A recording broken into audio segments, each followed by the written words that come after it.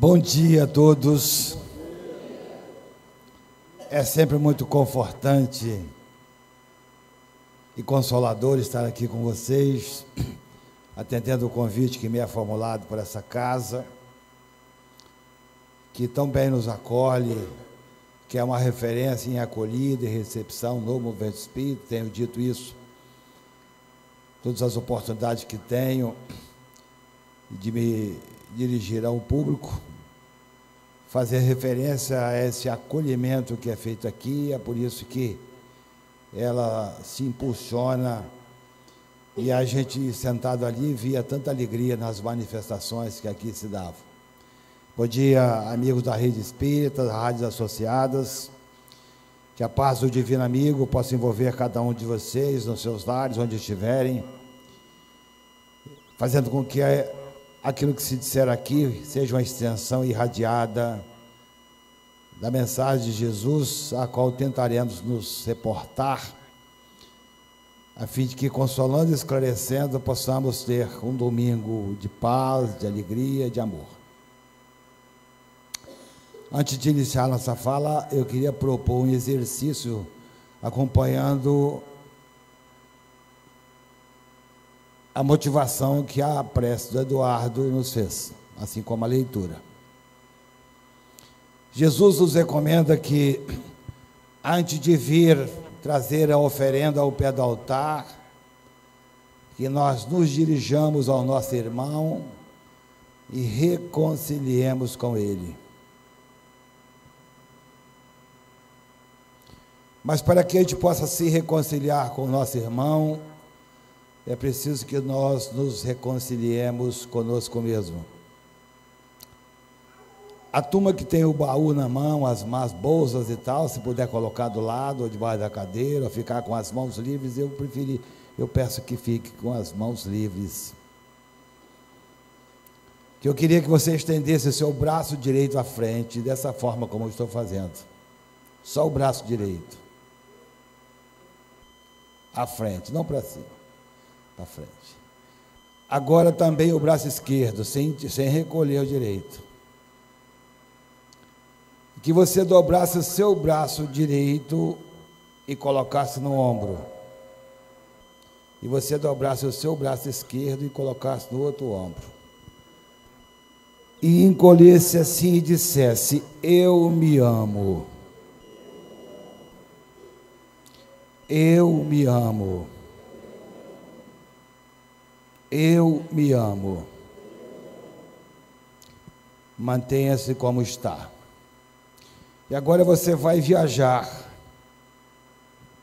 ao ponto de encontro onde há uma pessoa a qual você precisa melhorar as suas relações. Seja aquela a quem você não gosta ou que ela não gosta de você, mas que isso está te trazendo alguma perturbação de alguma ordem. E diga para essa pessoa: me perdoa, eu te perdoo. Se eu ainda não te amo, vou aprender a te amar. Cada um faça isso em silêncio agora.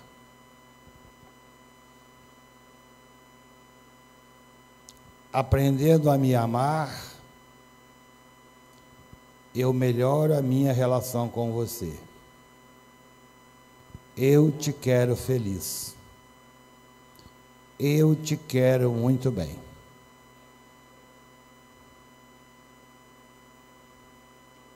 Se você não consegue fazer isso com alguma das pessoas com as quais você precisa reconciliar, faça com aquela que você já consegue. Ok, vamos relaxar agora, solta os braços. Agora eu vou fazer uma confusão com vocês. Eu quero que o pessoal da primeira fileira,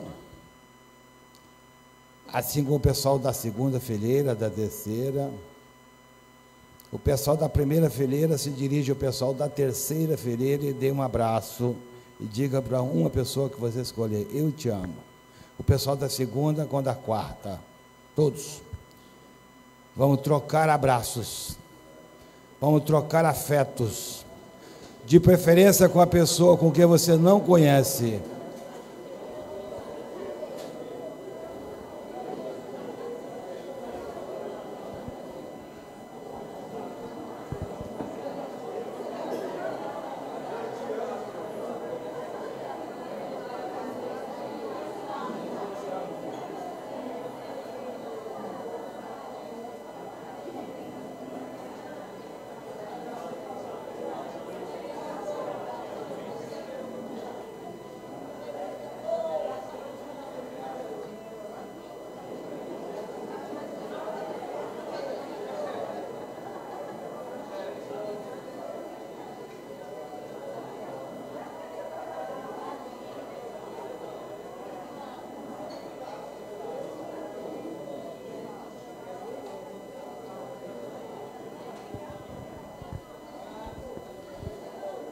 O pessoal da Rede Amiga Espírita pode fazer essa experiência dentro da sua casa, dirigindo a pessoa a quem você ama, exercitando essa experiência do beijo, do abraço. O que acontece aqui no salão é que as pessoas trocam entre si cumprimentos, abraços, se conhecem, perguntam o nome, travam novos relacionamentos. A gente percebe tanta efusividade nesses encontros que a gente parece que o recreio não acaba.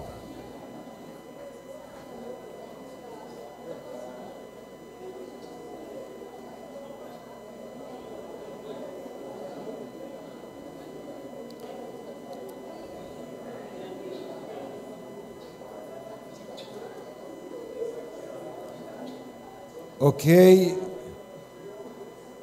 Encerrado o recreio, voltemos para o nosso trabalho.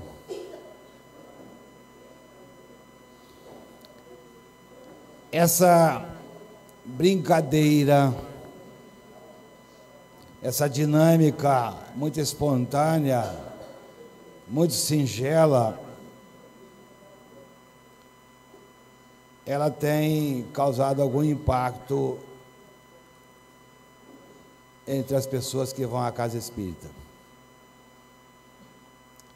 A gente desenvolveu uma cultura de que da circunspecção e da reflexão necessária e oportuna para que a gente possa alcançar as esferas mais elevadas e captar as impressões do mundo espiritual, mas nós entendemos que se não houver um preparo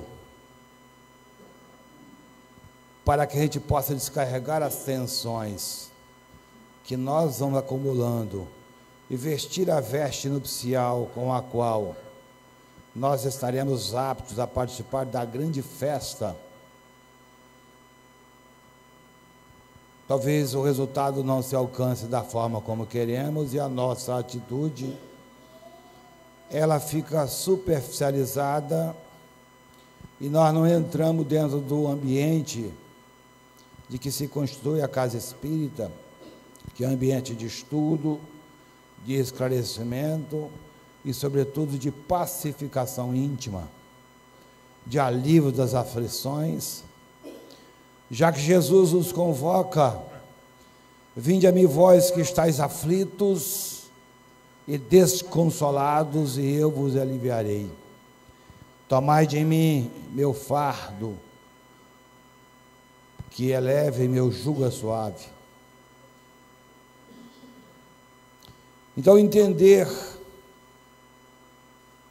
esse comportamento do espírito que somos, já que ao adentrar na casa espírita, é preciso que a gente faça mais uma vez o exercício de desvestir-se do corpo, para que nós possamos captar as impressões do mundo espiritual, captar e entender melhor a lição. Nós vamos criando um ambiente preparatório para que a gente possa viver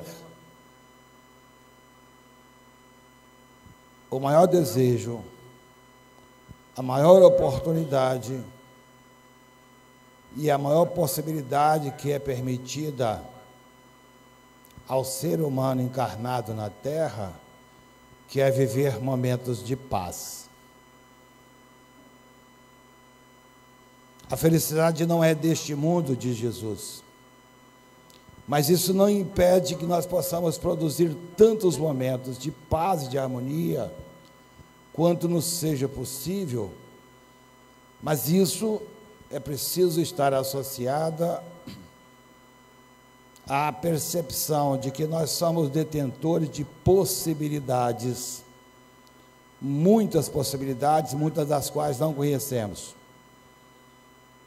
Aliás, se nós estamos nas primeiras reencarnações, nos mundos inteligentes, não faz muito tempo saímos dos mundos primitivos, já queremos, é verdade, alguns de nós já buscam entrar nos mundos regeneradores, é preciso que nós procuremos estabelecer uma consciência de paz, de bem e de harmonia a partir de nós mesmos. E esse processo de conhecimento, ele se dá aqui, na casa espírita, na leitura do Evangelho, na leitura da boa literatura, em conta-gotas, dia a dia, perseverantemente, um dia após o outro, porque ainda há em nós uma influência muito severa do mundo em torno do nosso comportamento, e a carne ainda sobrepõe muito ao espírito. Entender isso não é muito fácil, por isso o exercício diário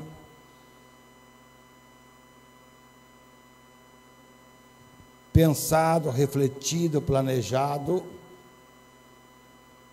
para que, se a gente queira mesmo viver a paz, é preciso construí-la dentro de nós primeiro. Tanto que a paz que Jesus oferece não é a paz do mundo. Eu vos dou a minha paz, não a paz que o mundo dá. A paz que o mundo dá é a ausência de guerra. O bem que o mundo dá é a ausência do mal. Por isso, no exercício da espiritualização, no exercício do conhecimento, que vai possibilitar o autoconhecimento, para que possamos descobrir não somente as nossas potencialidades, mas também as nossas dificuldades, é preciso que nós nos revistamos das condições necessárias para que a razão possa nos colocar nessa busca que é de todo dia, ainda que nós não percebamos. Não há um de nós aqui, eu não conheço todos, já vi praticamente todos, mas não sei o nome de todos, não tenho intimidade com todos. Mas não há um de nós aqui, e nem nessa cidade, nem nesse mundo, que queira ser infeliz, que não queira a paz, que não queira o bem.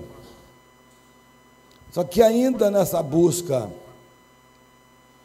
desse estado de equilíbrio, desse estado de harmonia, as nossas ações ainda são povoadas de atitudes, de comportamentos, de ações que nos conduzem ao estado de guerra interior ou de guerra exterior, gerando para nós, então, um estado de desequilíbrio, gerando para nós um estado de desarranjo que nos trazem perturbações avassaladoras. No exercício da caridade traçada na questão 886 de O Livro dos Espíritos, Allan Kardec pergunta aos espíritos venerandos qual é o verdadeiro sentido da caridade, tal qual Jesus assim a entendia.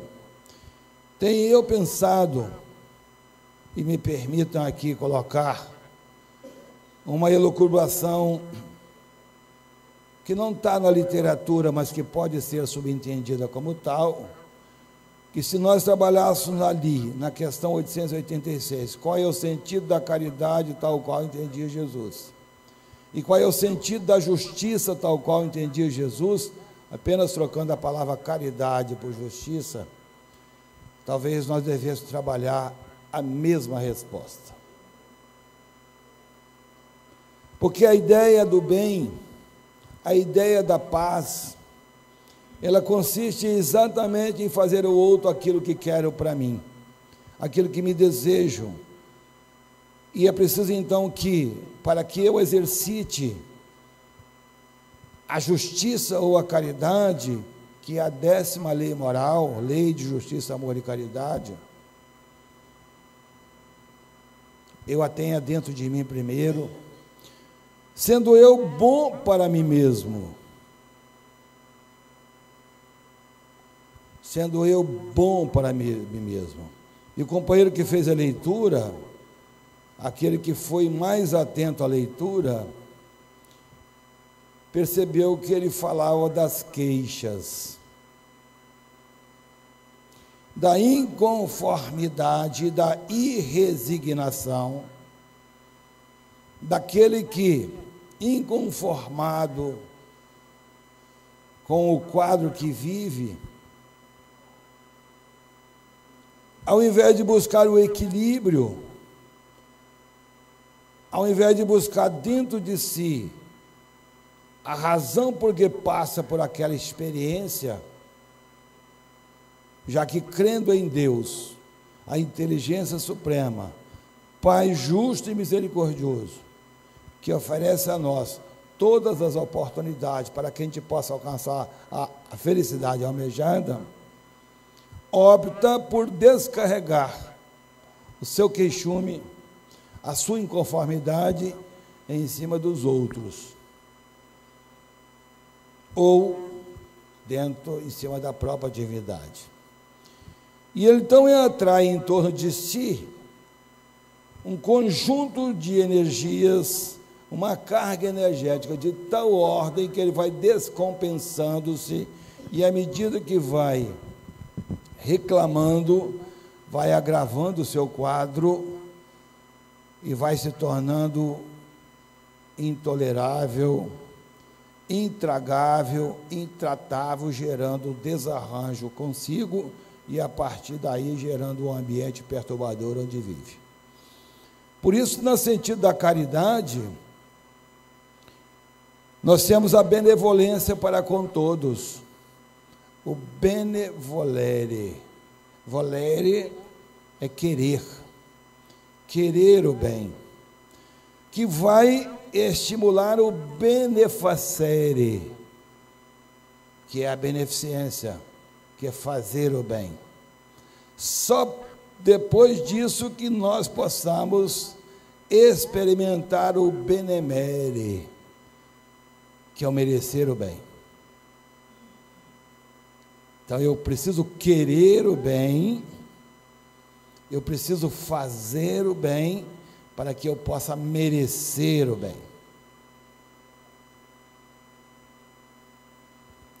O que é fantástico nessas percepções, nessas conclusões ou nessas afirmações, é que o bem que nós recebemos de volta, ela está sustentada numa constante matemática que Jesus nos fala quando ele nos diz: receberão pelo cêntuplo daquilo que tiveres doado. Então, se nós pudéssemos tornar o bem algo abstrato, contável, como se conta uma peça materializada, uma caneta, ou um livro, dois livros, ou um bem, dois bens, todo ato de bem que você faz, você recebe de volta quanto? Se você fez um. Tem um matemático no meio aqui, já sabe multiplicar por 1 e por 100. 100 vezes. Isso é pacífico para nós? Ou isso está no campo das crenças? Se nós cremos em Deus, quanto por cento? 1%, 10%, 30%, 100%. Quanto nós cremos em Deus?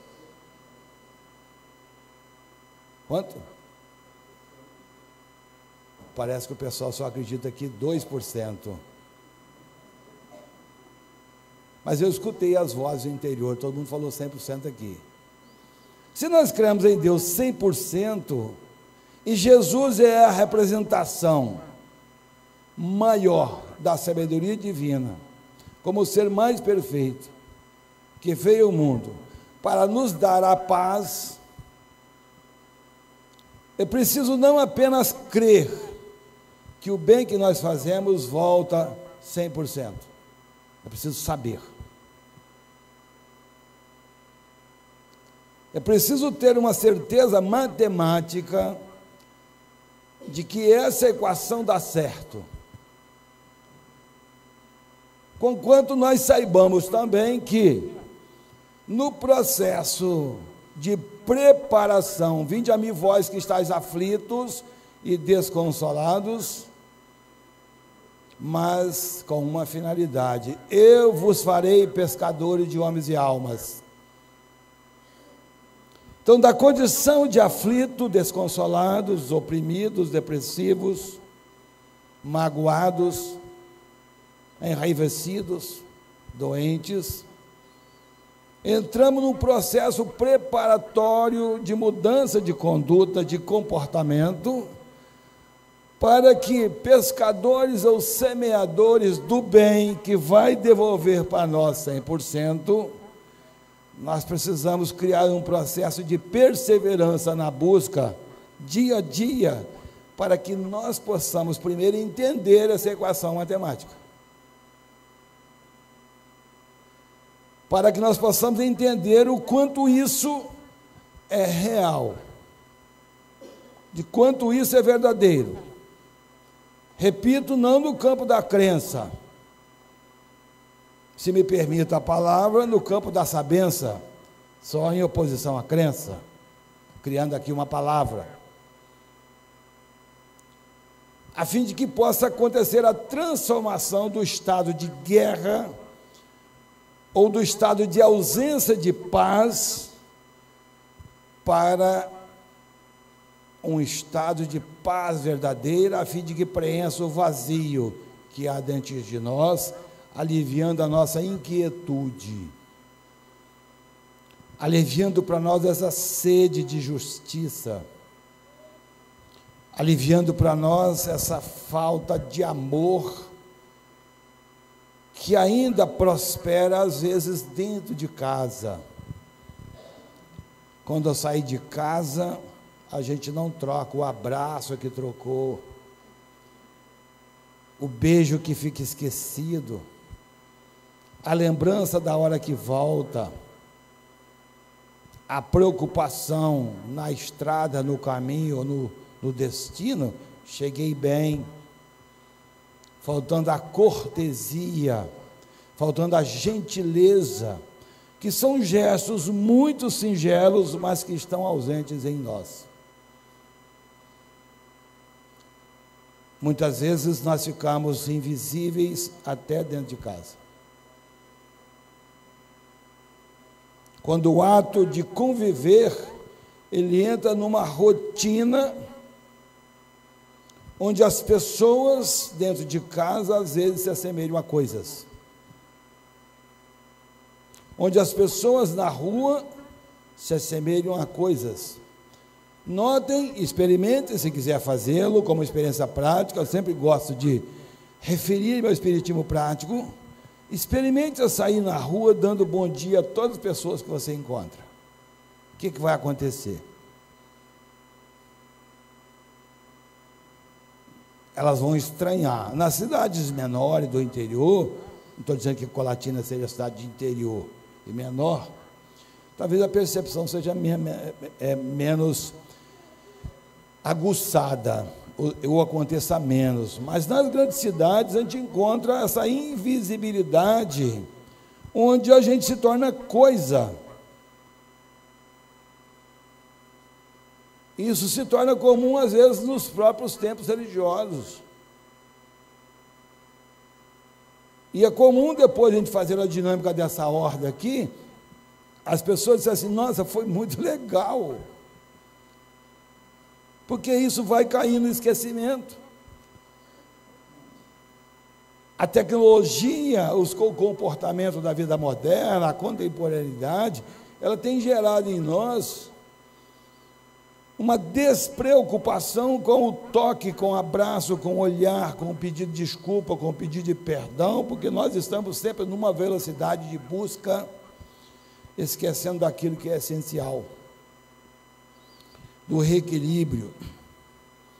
Quem é capaz de perceber isso, mais sensível que já se tornou, porque manteve-se preocupado com os ouvidos atentos, não para escutar as vozes apenas, mas os sentimentos, percebe isso quando sai da casa espírita depois. Entrei aqui com dor de cabeça, entrei aqui angustiado e saí muito melhor. Alguém aqui que possa dar esse testemunho e dizer: eu entrei assim, saí muito melhor? Nós ouvimos isso todo dia, enquanto outras pessoas ainda não perceberam isso. Claro que isso está associado à própria natureza do ser que nós somos. Quando Allan Kardec traz para nós, em O Livro dos Espíritos, e também no Evangelho segundo o Espiritismo, o próprio conceito de doutrina espírita, aliás, é preciso perguntar: tem alguém que está vindo na casa espírita pela primeira vez, hoje, ou nesta casa? Quando a gente vê o conceito da doutrina espírita, ela é apresentada para nós como nova ciência. O Espiritismo é a nova ciência. A expressão nova ciência, ela já por si só chama muita atenção, porque se tem a ideia de que toda ciência é antiga. Os estudos, as descobertas, as percepções, as análises, as investigações, elas começam a partir do momento que o homem começa a pensar. Mas a Kardec apresentou uma expressão nova, nova ciência, porque ela conecta a ciência da alma com a ciência da matéria, onde a psicologia, onde a sociologia, onde a antropologia, a medicina, a psiquiatria, as ciências sociais, todas elas fazem parte do corpo de informações de que se reveste a doutrina, que tem o propósito de estudar a natureza, a nossa natureza, não é a natureza dos espíritos.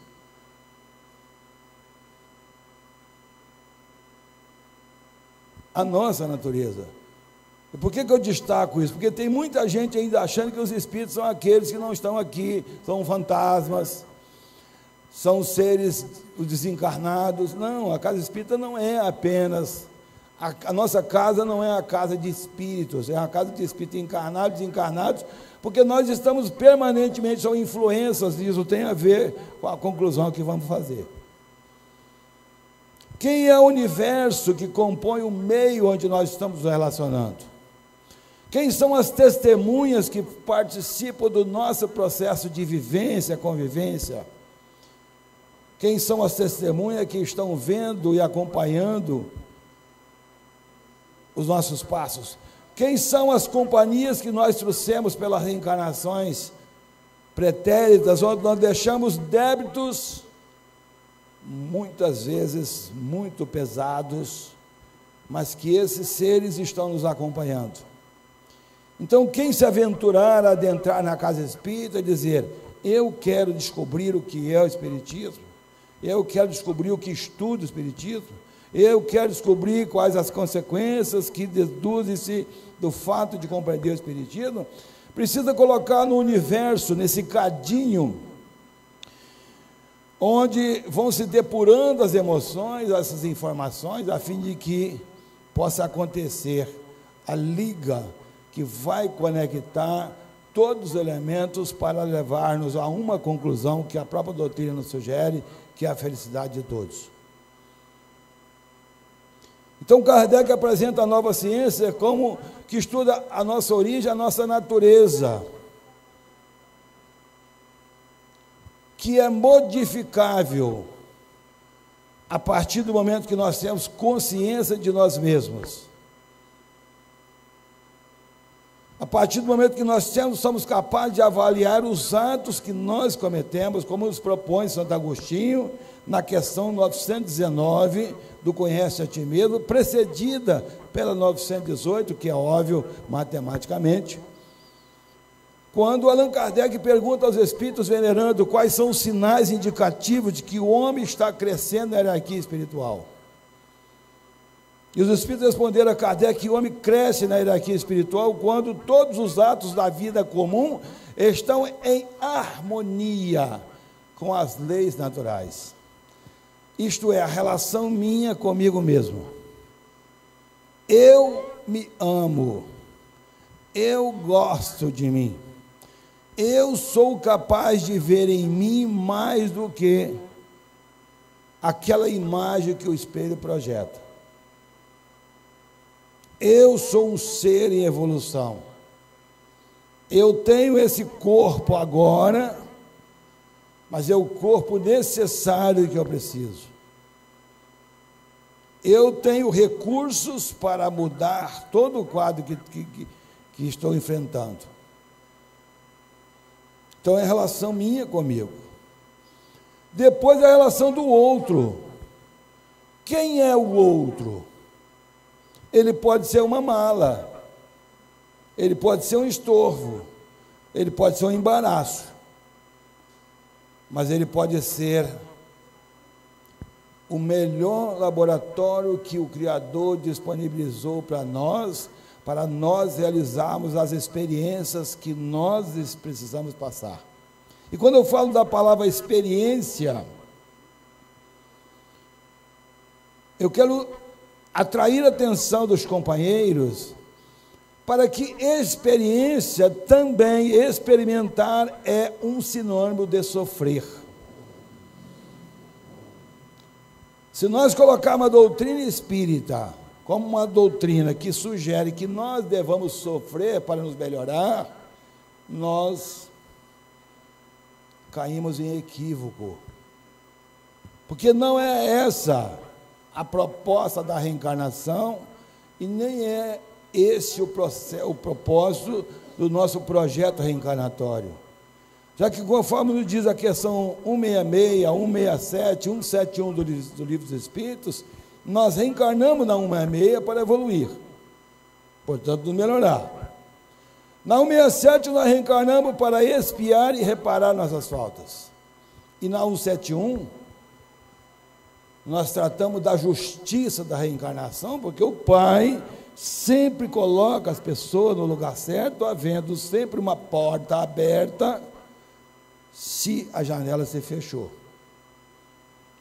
Se houve equívoco, conforme a música propôs aqui, quem prestou atenção na música, voltamos para reconstruir aquilo que ficou para trás.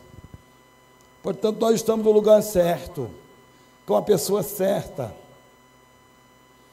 gozando da oportunidade mais abençoada possível, menos dolorosa possível, porque sendo nós ainda espíritos muito imperfeitos, o vulgo popular diz assim: Deus não coloca fardos pesados em ombros frágeis. Portanto, tudo está no seu lugar, graças a Deus. Voltando à questão 918, nós falávamos então da relação minha comigo mesmo, agora com o meu próximo, com a natureza, que são um conjunto de elementos que são colocados pela providência e previdência para que a vida que nós vivemos seja abundante, seja plena dos recursos para que a gente possa realizar a meta da grande caminhada. Mas a segunda parte da questão 918 ainda é mais profunda. Quando Allan Kardec diz que o homem prova a sua elevação quando compreende por antecipação a vida espiritual. Compreender que nós somos espíritos. Então, talvez seja muito interessante àqueles que estão na busca do verdadeiro bem e da verdadeira paz se conscientizarem que não é o patrimônio físico e não é apenas o estado de não beligerância ou de não guerra que nos fará feliz. E aí nós vamos no recurso da questão 642, onde Allan Kardec pergunta aos espíritos veneráveis: para agradar a Deus basta não fazer o mal? Não, é preciso, responde os espíritos, não, é preciso fazer todo o bem a nosso alcance. E aí nós voltamos à constante matemática.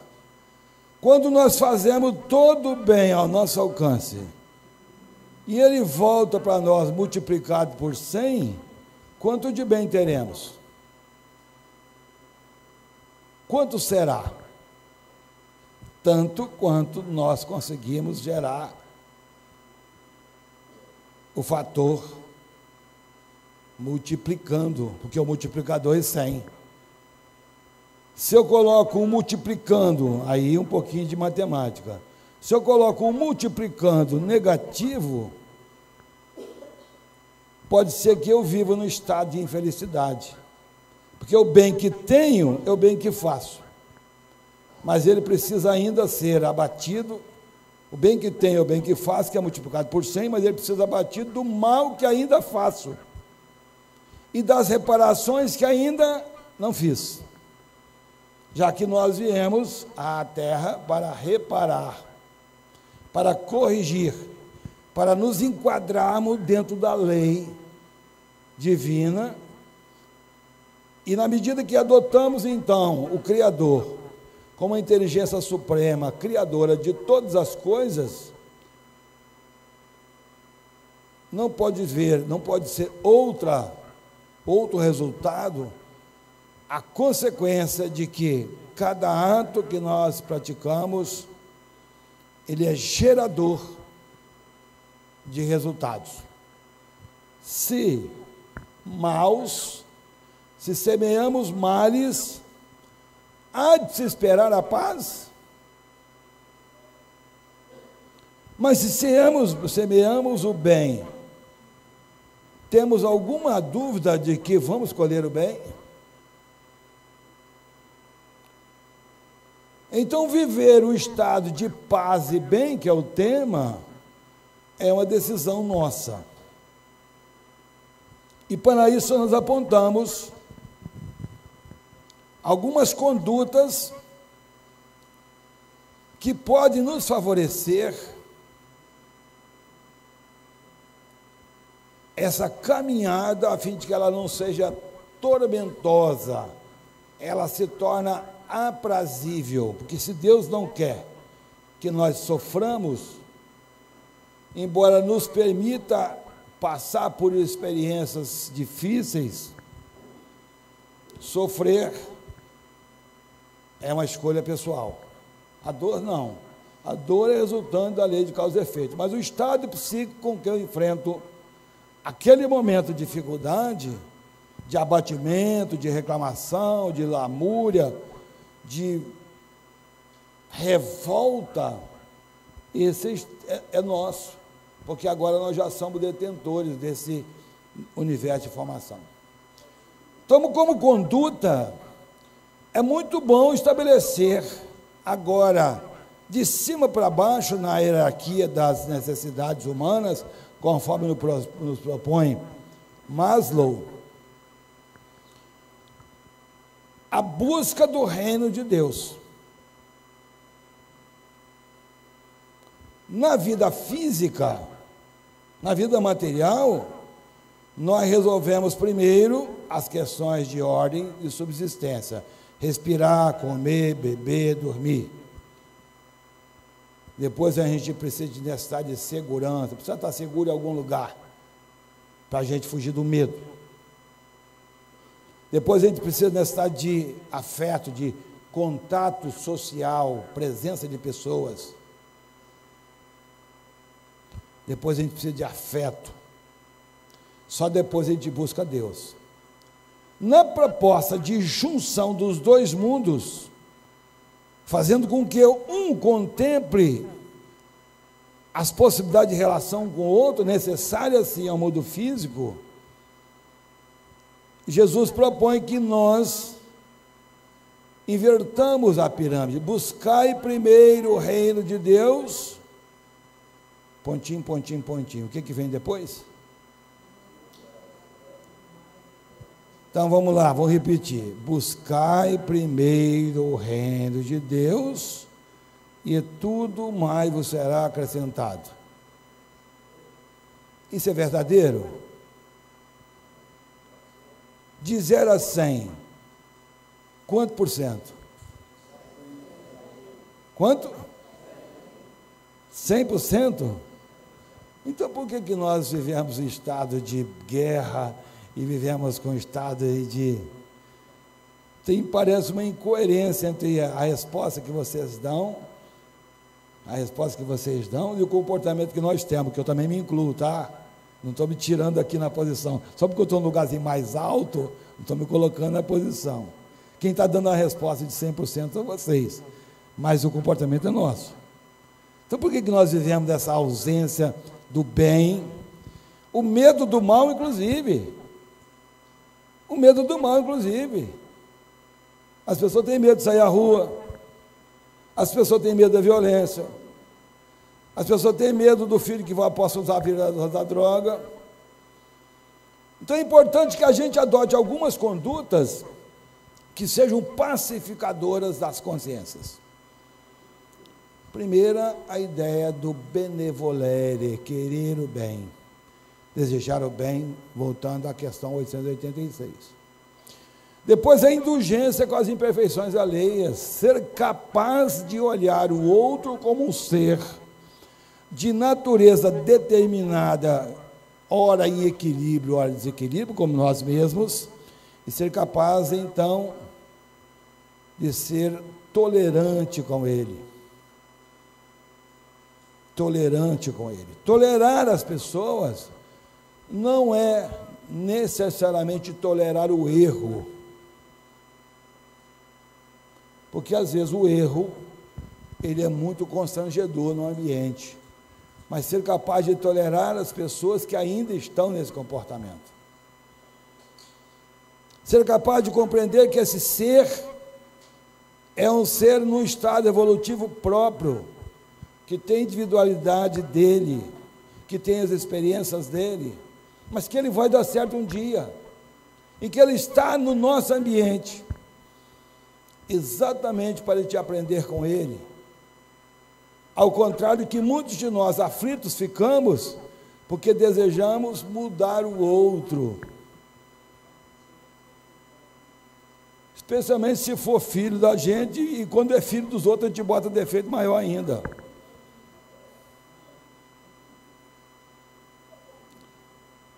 A gente vai dizer assim: nossa, isso eu já sabia. Mas o problema não é saber, o problema é colocar em prática. Nós estamos numa situação, eu ouvi de uma certa feita de um companheiro espírita que falou assim: eu vou parar de estudar espiritismo por algum tempo. Eu fiquei meio assustado, falei: como é que alguém com uma conduta, um conhecimento espírita como essa pessoa tem, ele diz assim, como é que vai parar de estudar? Ele falou: não, eu preciso colocar em prática o que eu já sei, eu preciso botar em prática o que eu já sei. Mas por que nós não colocamos em prática? Porque a vida espiritual para nós ainda é apenas uma informação. Tanto que se eu disser para vocês que Dona Morte vai chegar aqui agora, e quem ficar no salão, ela vai levar, e vou dar 5 minutos para evacuar o salão, eu não sei se eu chego primeiro na porta. Por que nós temos esse medo? Porque ainda é incerto o nosso futuro. E eu volto então ao próprio conceito da doutrina espírita, tentando casar uma coisa e outra. Quando ela fala para nós da nossa origem, da nossa natureza e do nosso destino, nós sabemos que vamos ser felizes. Sabemos? Mas por que tem medo da morte? Por que tem medo de morrer? Então é da nossa natureza, então não temamos isso, tudo está no seu lugar, Deus sabe cada coisa, façamos apenas a nossa parte, não é preciso que nós viçamos de saco e de silício com um cajado na mão e saindo por aí, querendo revolucionar o mundo, se nós não formos capazes de mudar a nós mesmos. Então começa dentro de nós a irradiar isso. Para isso, algumas condutas.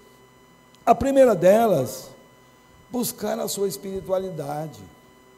Tenha um compromisso com a tua fé.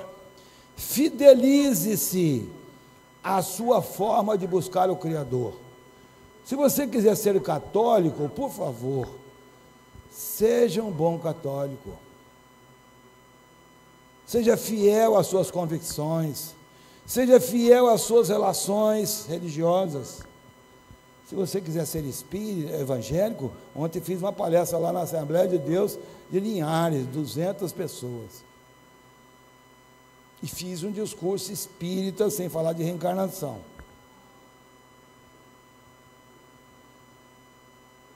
De um treinamento para as pessoas que fazem trabalho em presídios. E disse exatamente isso. Seja bom evangélico. Siga aquilo que está elencado na moral de Jesus.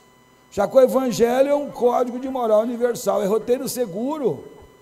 Se queremos a paz e o bem, precisamos ter um roteiro, porque esse roteiro vai nos levar a uma meta. Precisamos definir a meta que nós queremos ser felizes. E siga dia a dia. Não façamos plano muito longo, façamos um plano só hoje. Atendendo uma pessoa ontem, e ela relatando uma dificuldade de ordem extrema, que a perturbava, e ela dizia para mim assim, eu não sei se eu vou conseguir vencer essa dificuldade, eu quero, mas não estou segura. Eu disse para ela, faça um plano para hoje. Quando cheguei de Linhares em casa, tinha um recado assim, venci o dia de hoje. Dê glória a Deus, amanhã, agora você dorme, agora você está de férias, estou te dando férias, amanhã quando acordar, faça um plano para o domingo. Acabei, ao sair de casa hoje, deixei a mensagem, qual é o plano de hoje? Só por hoje, para qualquer problema que você tiver, aquele que já for mais audacioso, já pode fazer um plano mais longo. Então o plano da boa leitura, o plano do estudo, de saber que no universo de tantos livros que tem aí, nós não precisamos entupir a nossa cabeça de lixo. Se vocês encontrarem alguém na rua que estivesse pegando uma bolsa bonita como essa, eu queria ter uma bolsa igual essa, e começar a botar lixo aí dentro, o que nós diríamos da pessoa com uma bolsa bonita dessa está botando lixo dentro? Está doida.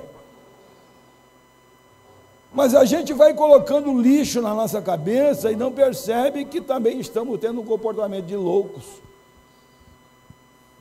É preciso escolher, ser seletivo. Escolher as nossas companhias.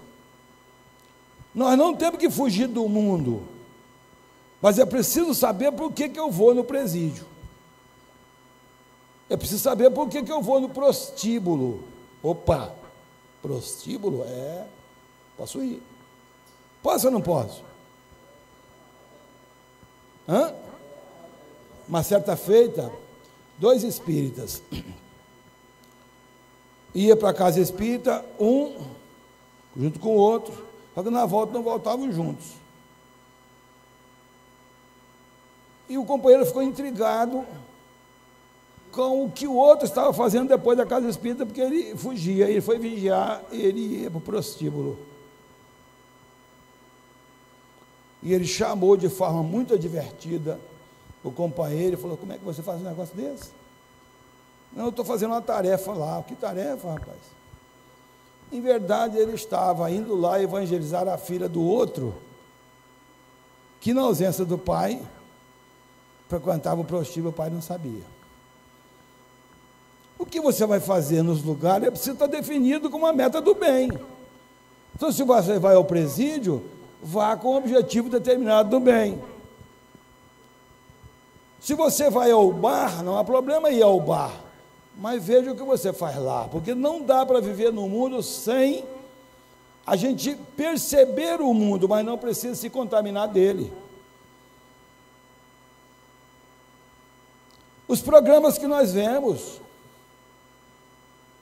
os programas de televisão que nós vemos, o que as novelas estão passando, que imagens estão passando.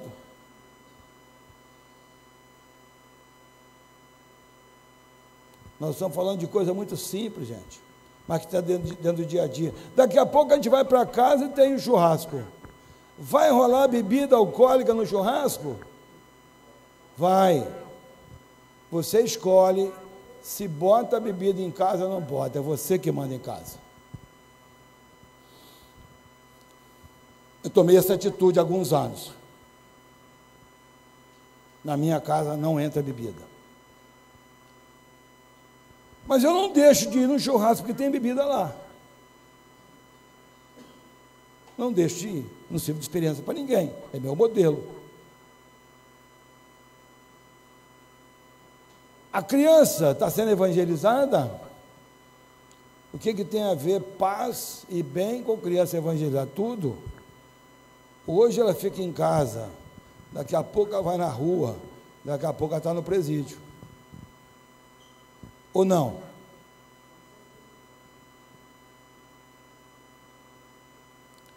Por isso que nós estamos dizendo, atitude. A casa espírita está preparada para receber as crianças? Virgílio, você pode agora, depois dessa palestra aqui, preparar a sala de aula, que vai entupir de criança aqui. Vai vir os netinhos, os sobrinhos e os amigos e sobrinhos, vai vir todo mundo. Semana que vem tem 300 aqui.